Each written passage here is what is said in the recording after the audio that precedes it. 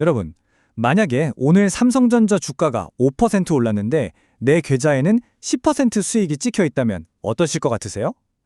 이게 무슨 꿈 같은 소리냐고요? 아닙니다. 이제 한국 주식시장에서도 이게 현실이 됩니다. 바로 삼성전자와 SK하이닉스 투자자들을 위한 완전히 새로운 투자 상품이 드디어 등장했거든요. 자, 화면을 한번 보시죠. 지금까지 우리가 알던 투자는 왼쪽이었어요. 삼성전자가 5% 오르면 내 수익도 딱 5%였죠. 하지만 이제 오른쪽처럼 5% 상승에 10% 수익을 기대할 수 있는 시대가 열렸다는 겁니다. 오늘 이 시간에는요, 바로 이 새로운 방식, 개별 주식 레버리지 ETF가 과연 우리에게 인생 역전의 기회가 될지 아니면 계좌를 녹여버리는 유혹이 될지 그 본질을 아주 샅샅이 파헤쳐보겠습니다. 오늘 우리는 이 5가지 순서에 따라서 이 새로운 상품을 완벽하게 한번 뜯어볼 겁니다.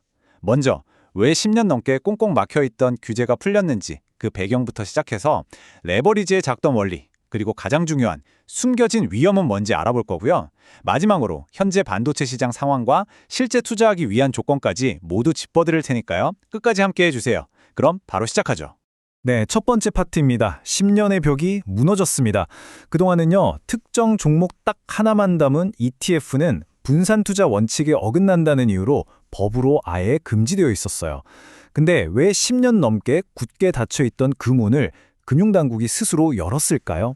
이유는 딱 하나였습니다. 더 이상은 막을 수 없는 거대한 자본의 흐름 때문이었죠. 바로 이 차트가 그 증거입니다.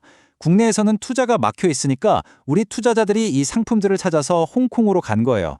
SK하이닉스 2배 레버리지 ETF에 1조 4,150억 원, 삼성전자 2배 레버리지 ETF에 1조 2,020억 원, 이 두 상품에만 무려 2조 4천억 원이 넘는 국내 자본이 뭐랄까 더 나은 기회를 찾아서 홍콩으로 금융 망명을 떠난 셈이죠. 근데 이게 빙산의 일각이라면 믿으시겠습니까? 미국 시장을 보면 한국 투자자들의 이 레버리지 상품에 대한 갈증이 얼마나 엄청난지 알 수 있습니다. 최근 한 달간 국내 투자자들이 사들인 미국 반도체 3배 레버리지 ETF, 그 유명한 SOXL의 거래 대금이 무려 11조 원입니다. 우리가 그렇게 열광하는 테슬라나 엔비디아보다 훨씬 높은 그냥 압도적인 1위예요. 상황이 이렇다 보니까 정부 입장에서는 이럴 바엔 차라리 우리 시장으로 가져와서 관리하고 세금이라도 걷자, 이런 현실적인 판단을 내릴 수밖에 없었던 겁니다. 자, 그렇다면 이 상품은 정확히 어떻게 작동하는 걸까요? 레버리지는요, 잘 쓰면 정말 강력한 무기지만 잘못 다루면 바로 내 손을 베는 양날의 검과 같습니다. 그래서 그 작동 원리를 정확하게 이해해야만 합니다. 레버리지 ETF란 아주 간단히 말해서 자산운용사가 선물이나 옵션 같은 파생상품을 이용해서 기초자산의 하루 등락률을 정확히 2배로 따라가도록 설계한 상품입니다. 여기서 가장 중요한 단어, 제가 방금 뭐라고 했죠? 바로 하루, 즉 일일 수익률입니다. 하루 동안의 주가 변동률을 2배로 추정하는 거죠. 이 일일이라는 개념이 왜 나중에는 무서운 함정으로 돌변하는지 제가 잠시 후에 아주 자세히 설명해 드릴게요. 이번에 국내에 나오는 상품은 크게 4가지입니다. 주가 상승에 2배로 베팅하는 2배 레버리지, 반대로 주가 하락에 베팅하는 마이너스 1배 인버스, 그리고 하락에 2배로 베팅하는 마이너스 2배 인버스가 있습니다. 마지막으로 주식을 보유하면서 콜옵션을 팔아서 주가가 크게 오르지 않아도 매달 꾸준한 현금 흐름을 만드는 커버드 콜이라는 상품도 나오게 됩니다. 자, 이제부터가 오늘 이야기의 가장 핵심적인 부분입니다. 만약 이 상품에 조금이라도 투자할 생각이 있으시다면 지금부터 드리는 말씀은 정말 2번, 3번 반복해서 보셔야 합니다. 여기에는 아주 치명적인 함정이 숨어 있기 때문입니다. 그 함정의 이름은 바로 음의 복리 효과입니다. 아까 레버리지 ETF는 일일 수익률을 추종한다고 말씀드렸죠? 이게 무슨 말이냐면 매일매일 수익률을 정산하고 다음날 투자를 리셋하는 구조라는 거예요. 바로 이 구조 때문에 주가가 오르락 내리락 파도를 타기만 해도 내 원금이 서서히 녹아내리는 현상이 발생합니다. 기초 주식은 결국 제자리로 돌아왔는데도 내 계좌는 손실을 보는 정말 마법 같은 일이 벌어지는 거죠. 구체적인 숫자로 보여드릴게요. 바로 이해가 되실 겁니다. 100만 원을 투자했다고 가정해 봅시다. 첫날 주가가 20% 폭락했어요. 일반 주식을 샀다면 내 돈은 80만 원이 됩니다. 하지만 2배 레버리지 ETF는 1일 손실의 2배, 즉 40%가 빠져서 60만 원이 되어버립니다. 다음 날 주가가 다시 20% 반등해서 손실을 거의 다 만회했다고 칩시다. 일반 주식은 80만 원에서 20%가 오른 96만 원이 되면서 총 손실은 4%에 그치죠. 하지만 레버리지 ETF는 어떨까요? 남은 돈 60만 원에서 40%가 오르니까 84만 원이 됩니다. 총 손실이 무려 16%예요. 자, 보세요. 똑같이 20% 내리고 20% 올랐을 뿐인데 최종 손실률이 4배나 차이 나는 겁니다. 이것이 바로 변동성이 심한 시장에서 레버리지 상품을 장기 보유하면 절대 안 되는 명백한 이유입니다. 자, 그럼 이제 시선을 좀 돌려보겠습니다. 이 상품은 결국 삼성전자와 SK하이닉스의 주가 방향성에 대한 극단적인 베팅이거든요. 그렇다면 지금 반도체 시장이 이런 공격적인 베팅을 하기에 좋은 시기일까요? 긍정적인 신호는 명확합니다. 이 차트를 한번 보시죠.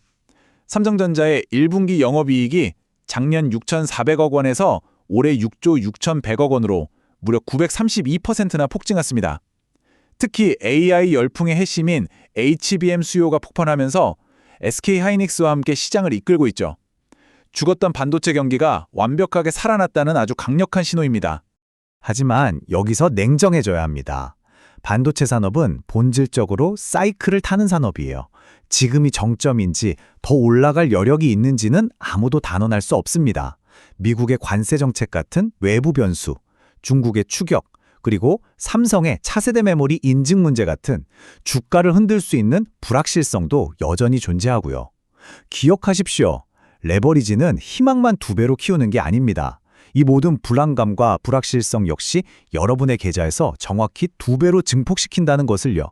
자, 그럼에도 불구하고 이 상품에 투자해보기로 결심했다면 반드시 거쳐야 할 관문들이 있습니다.